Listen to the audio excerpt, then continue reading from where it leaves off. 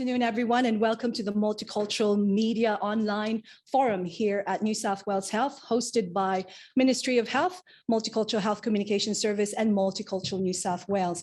We have today our ministers, Minister for Health, Brad Hazzard, Minister for Multiculturalism, Natalie Ward, and Deputy Chief Health Officer, Dr. Marianne Gale. Thank you so much for joining us today, and we'd like to of course, thank you for making sure that you keep your microphones off. We'll start with Minister Hazzard and Minister Ward, and then Dr. Marianne Gale for updates. For now, I would like to first acknowledge the custodians, the traditional custodians of the land from the Eora Nation here at New South Wales Health, and also acknowledge the multicultural elders of those communities represented today. Thank you so much. Please make sure that you put your questions in the chat and keep your microphones on mute, as we only have 30 minutes today. Also, you might notice that some of us will take our masks off. We're making sure that for clarity of our messages, we're able to do that. When we go off the forum, we'll put on masks on again. So Minister Hazzard, would you like to start? Thanks, Jess, and thank you everybody for being on the line.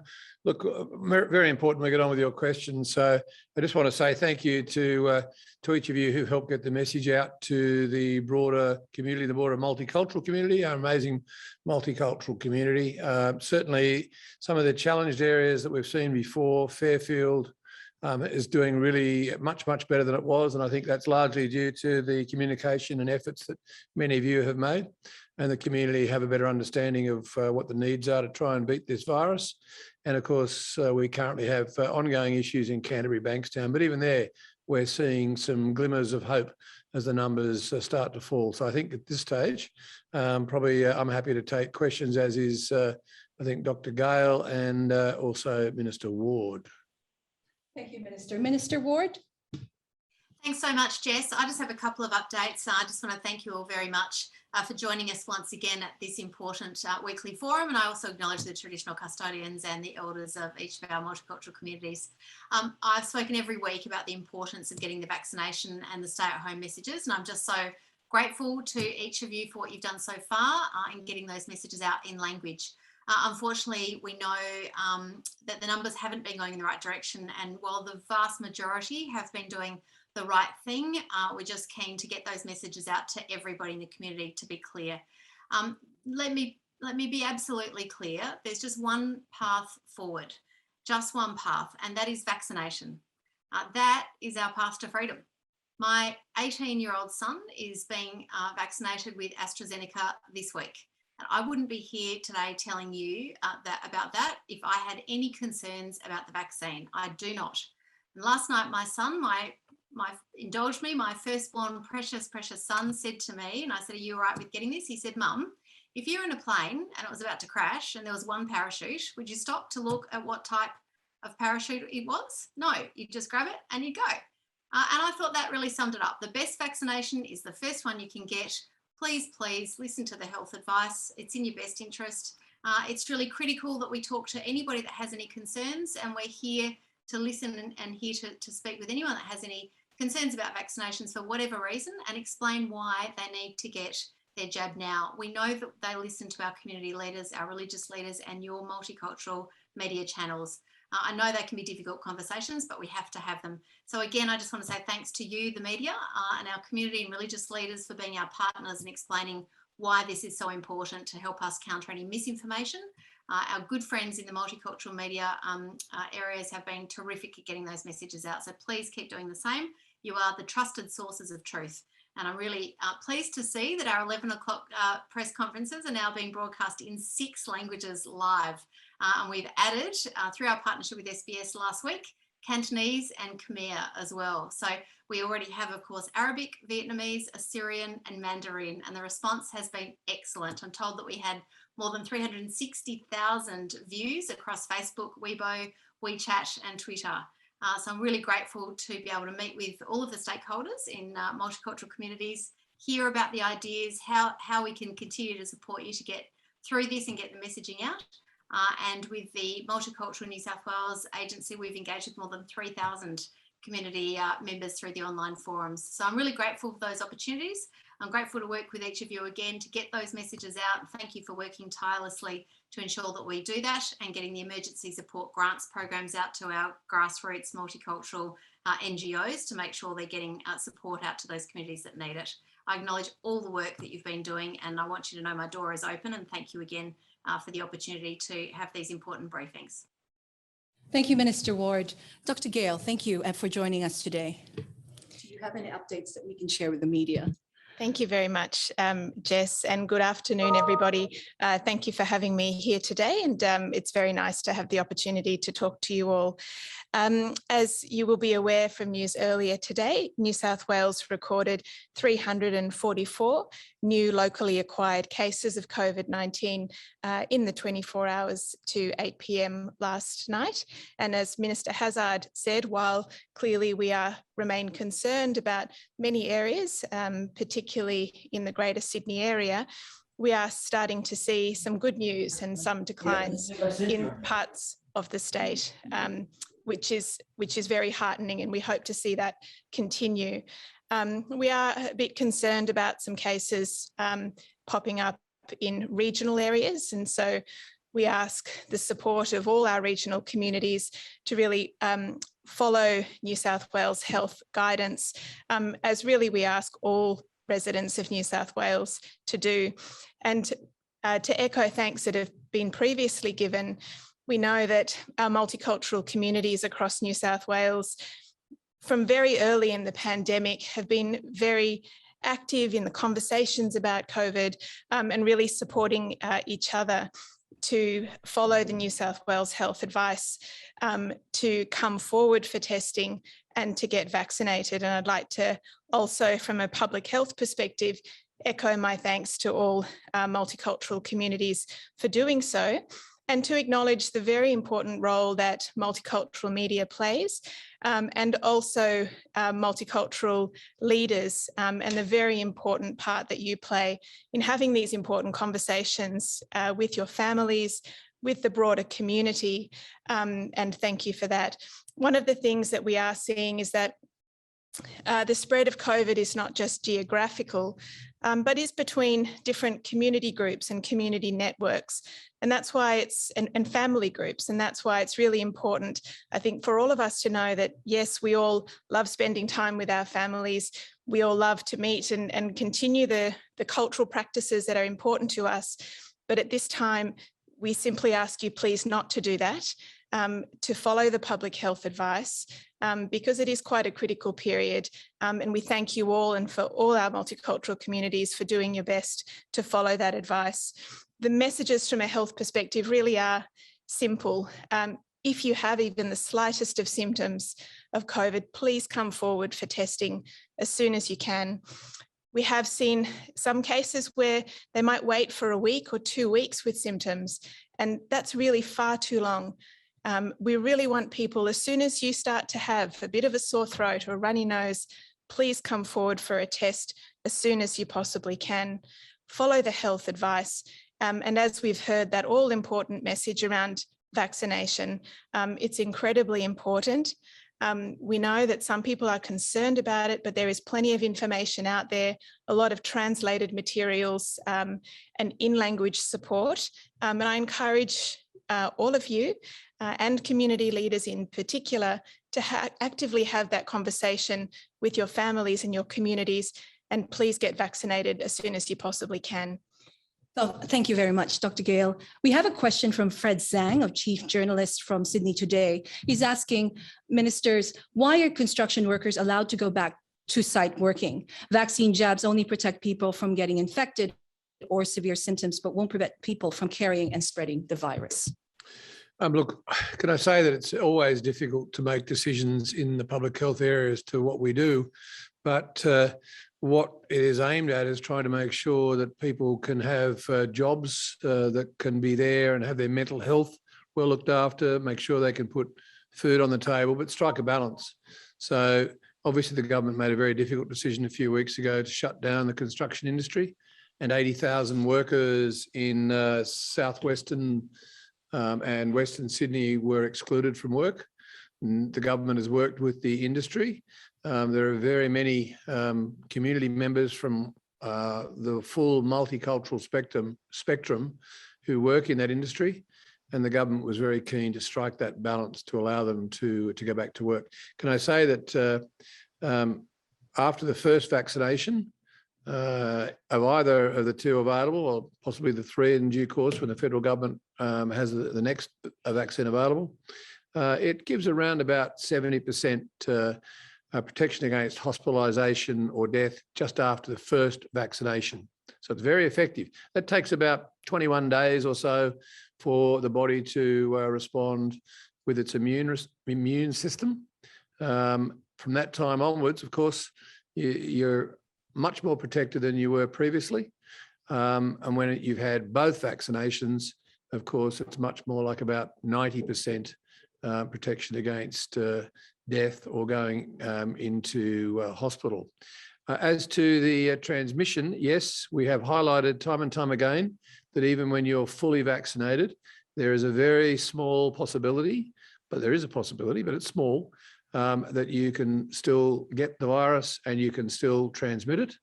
But again, in a pandemic like we have at the moment, we have to strike a balance. It's the risk and the benefit. The government has taken health advice, and that's why we've made that decision. Thank you, Minister Hazzard. There's a question here from Radio Tagumpay listeners. For mental health consideration, is it possible to extend exercising to a group of 2 to eat outdoor takeaway lunch on a nice day? Dr. Gale. Look, I think that really in this period, again, we just ask people to follow the public health orders, and it's important. We do want people, as you say, for their mental health, to get outside, enjoy fresh air, but really limit that to exercise. And as is written in the public health orders, that's really important. And so we really do ask people to exercise good judgment when they go out. The intention really is there to get exercise. To spend that time outdoors in the fresh air is really important. And so it's really important, I think, that people just limit that ability to engage in activities other than exercise when outdoors. Thank you, Dr. Gale. One question here, could the reason be why the LGA Canterbury Bankstown case is so high is due to the protest? If so, can we restrict the protest until the case is lower? Ministers. Thanks for that question. Look, it's actually illegal to have protests at the moment, which is why the police arrested so many people that day at that demonstration. Obviously, the possibility of the virus being spread amongst individuals when they're close together and in great numbers is very high. But we don't know how many of those people may have got the virus. We don't know whether they've actually spread it. But we're very keen to make sure that as far as possible, there are people complying with the public health orders, as Dr. Gale said, and ensuring that they don't go to demonstrations. And of course, when you go outside, if you are exercising, it's just 2 of you, one and one other person, unless it's, of course, the people from your own household. If you live together, then of course you can all walk together or run together or swim together and do whatever else you can do together. But at this stage, I think we need to stick with the health orders to try and minimise any opportunities for the virus to move from one person to another. Thank you, Minister Hazzard. Here is a question from Aisha. I'm in strict lockdown in Georges River and have the luxury of working from home. My community is based in Western Sydney and Southwestern Sydney, Liverpool, Blacktown, and Campbelltown. Most of them don't have the same luxury. They work in frontline services. We feel that we live in 2 Sydneys. This is a class divide. I know we're tired of how our multicultural communities are being depicted. The source of infection was unvaccinated limousine driver ferrying international flight crews who lives in the eastern suburbs. How was unvaccinated status allowed in this key role? Minister Ward, would you like to comment? Yeah, thank you very much, Jess, and I welcome the question. I just quite simply say that the COVID disease doesn't discriminate. It doesn't look at ethnicity. It doesn't look at postcode. It just uses every opportunity to get to as many people as it can when we have those opportunities and people gathering. And so we recognise that the vast majority of our communities are doing absolutely the right thing. They're staying at home, they're getting vaccinated when possible. And we know that, despite our best efforts, there are still some opportunities for the virus to be transmitted. And we're doing everything we can in each of those communities to limit that spread in the best way possible, which is by limiting movement. And so getting that message out to everybody that the vaccination is the pathway to freedom, and staying at home and looking after our loved ones by staying away from them physically, but checking in with them on the phone, and doing that in language, and making sure that we're doing everything we can to get our leadership to convey those messages, ensures that no one is left behind. We are all in this together. And the beautiful thing about our multicultural communities is we know how well we can work together when we want to, and we've done that before. We've done that before to beat this, and we will absolutely do it again. So I just commend everybody to wrap around their communities, not physically, but by all the means that we have through social media or on the phone, and encourage each other to do the right thing and stay at home. We will get through this by doing that. We've done it before, and I've heard from so many amazing multicultural leaders, community leaders and religious leaders who I speak to every day, that they are getting that message out. So I just want to thank them again for doing that and making sure that we're absolutely clear. Please stay at home, please get vaccinated, please get tested. The sooner we all do that, the sooner we will be through this. Thank you, Minister Ward. Minister Hazzard. Can I just say, I think that there are obviously different levels of virus in different parts of the community at the moment, and we're trying to respond in a way that reflects not having anybody necessarily restricted in what they can do, unless it's absolutely essential. That's one of the underpinning philosophies, one of the underpinning aspects that we're trying to apply. So I think everybody should know that we are doing that and trying very hard to make sure people are well cared for. I understand your view that there might be some who have different freedoms, but I think at the moment there is no other option. This virus, this Delta virus, is very dangerous. And the one thing we can all do to get out of it is get vaccinated. It is now our main opportunity to get out of this virus, to get out of this pandemic. So please, please, please just go and get vaccinated wherever you are. Thank you, Minister. We have a question from Yüksel Sifki from Turkish media. We can get appointments for Pfizer. Why is it hard to get Pfizer? I think one of the biggest questions from the community is the difference between AstraZeneca and Pfizer. Dr. Gale? Thanks very much. Yes, look, we acknowledge that, recently there have been some challenges in some areas for people to get access to vaccine. But what we really encourage at the moment is for people to really access whatever vaccine they can. And there's multiple channels to do that. Please contact your GP. Many GPs across the state are offering access to vaccine. Many state-run mass vaccination hubs are accessible and can be booked to access vaccine. In a number of parts of Sydney, there are pharmacies who've come online as well where you can receive a vaccination. And there are a number of other opportunities for different sectors to also receive a vaccine. So we understand that there is that demand out there, which is wonderful. People are responding to that message to please come and get vaccinated. But really the message is very simple, and that is for whatever vaccine is available to you, whether that's AstraZeneca or whether that's Pfizer, please make your best efforts to get that vaccine via those different routes available as soon as you possibly can. Thank you, Dr. Gale. Minister Hazzard, there's a question for you here from Pawan Luthra from Indian Link. Firstly, these weekly sessions are very useful, so thank you.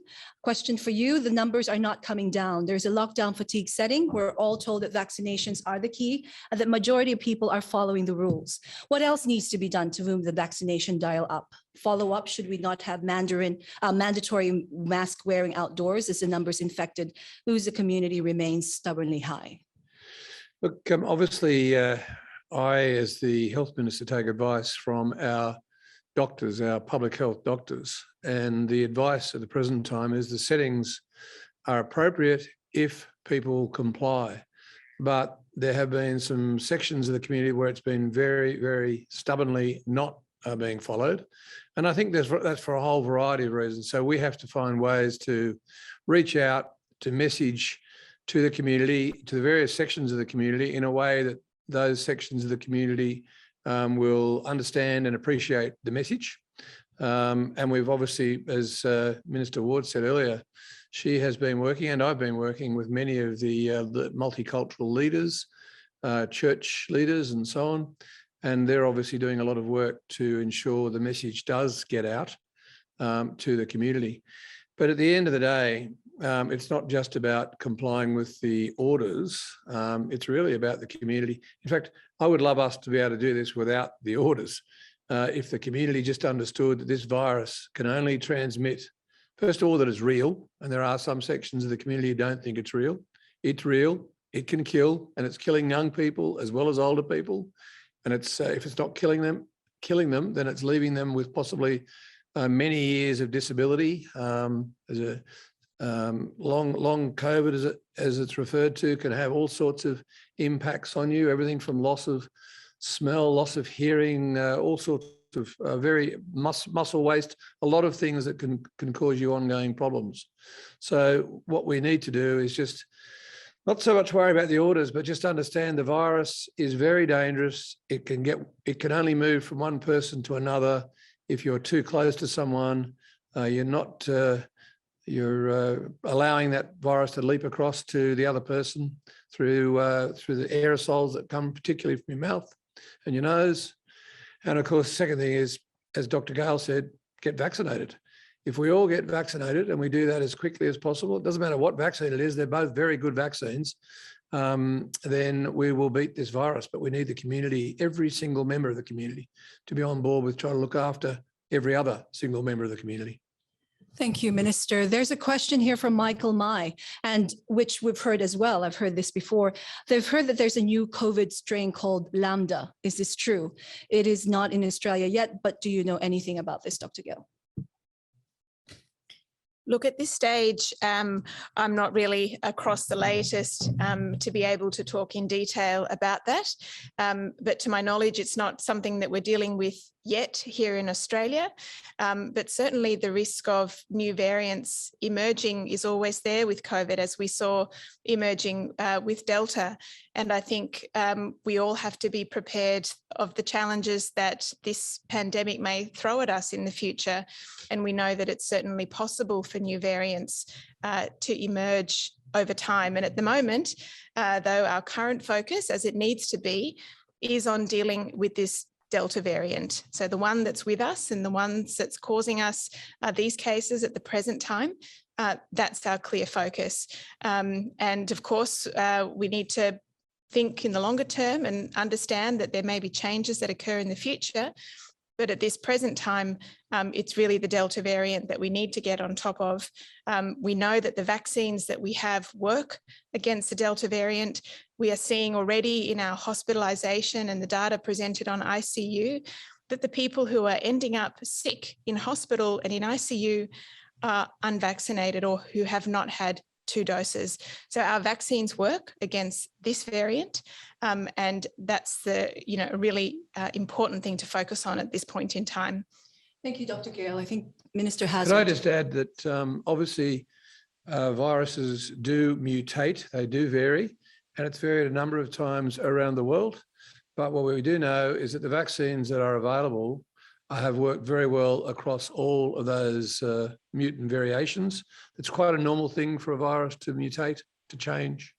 And certainly the expectation is that the structure of the vaccines that we have will continue to be effective against variations in future.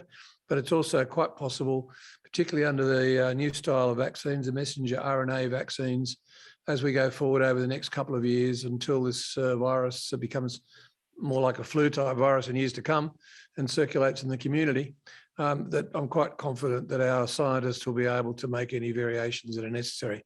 But as Dr. Gale says, right now, our issue is to get back to our normal way of life. And that means get vaccinated now. as soon as possible. Thank you. Please, please. Yes, thank you, Minister Hazzard. There's a question here from Chaitra from Sydney Community Forum. International students aren't covered to access ongoing mental health support from their overseas insurance cover. What does the government recommend to support international students in mental health? Minister Ward, would you like to answer that question? Yes, please. Thank you, Jess. It's an excellent question. And we know that there are certain parts of our communities that are suffering. And so we specifically have targeted those groups with our COVID emergency package that is being delivered through our NGOs, our non-government organisations on the ground. They know those groups best and they can get directly to them to support them. So, for example, the Philippine Community Council has been providing that support to students, international students, food, clothing, mental health support. They will get them to medical appointments and support them there and make sure they're getting that help. So we know that those groups are well across and into those communities best. So we are supporting them, and I want to thank them and acknowledge the work that they're doing. It's absolutely critical. We heard early on that we had to support those groups specifically during this, and that's why we came up with the support grants program, and that supports more than 150 grassroots multicultural initiatives in our community with that urgent funding in response to the current outbreak. So can I acknowledge those community leaders who are doing that work and thank them very much, because we know that there are those groups and they've very specifically targeted to support them during this time.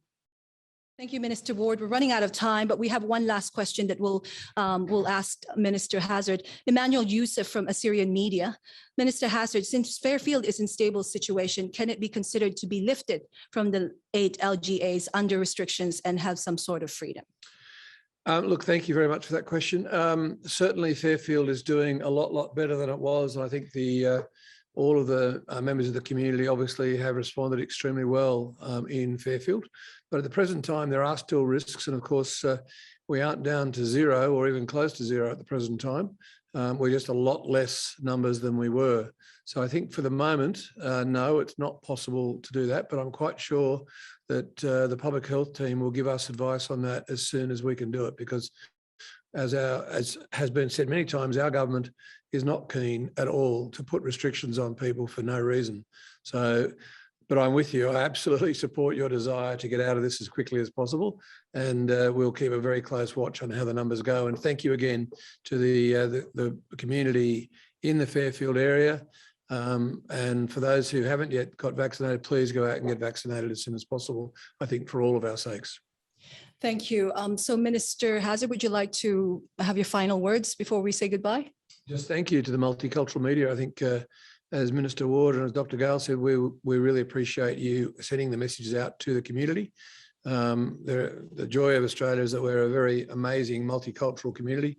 We get the best out of the multicultural community, and we want to make sure that the multicultural community get the best out of our government here in New South Wales. But it means we've all got to be partners in this at the moment. And as Dr. Gale said, if you can get the message out, the critical messages are, if you have any symptoms, go and get tested, stay at home, don't visit other households as much as you might like to, because that could actually harm your family that would live in another household. And of course, get vaccinated. Thank you, Minister Hazzard. Minister Ward, any grants that you'd like to announce today? I've been doing that regularly, haven't we, Jess? Thank you. No, please make sure that you do apply for those grants, and thank you for everyone that has accessed the multicultural media grants. We're really appreciative of the work you're doing getting those messages out there. I particularly want to commend the COVID emergency packages to those NGOs, but also once again acknowledge your, and as Minister Hazzard said, your vital role as our partners in this journey, and thank you again for the great work you're all doing. If I can assist, my door is always open. If you have other suggestions about how we can be getting the messages out, we are working 24/7 to get all of our communications out and translated in language, but we really cannot do that without you. So thank you once again. Our friends in the multicultural media community are absolutely critical. Thank you. Thank you, Minister Ward. And Dr. Gale, final words. Oh, thank you very much, Jess. Look, I think Minister Hazzard has summarised the New South Wales health advice extremely well. It is a simple message. We understand that it's not always easy to do, especially for families that love to be together, to connect, to visit each other, to socialise. And it's just so important at this time that we ask you please not to do that, to please stay at home, follow the New South Wales health advice, get tested as early as possible if you have even the slightest of symptoms. And of course, the all-important message of please get vaccinated with whichever vaccine you can access as soon as you possibly can. Thank you, Dr. Gale. Thank you, Minister Hazzard and Minister Ward. And thank you to you all for joining us for the Multicultural Media Online. This recording will also be available in the New South Wales Multicultural Health Service website, so you can access that. If you have any more questions, please let us know and send us an email, and we'll try to get the answers for you. And again, the COVID-19 key health points are available daily, and they're in several languages. So thank you very much, and we'll see you again next week. Stay safe and take care, and get vaccinated.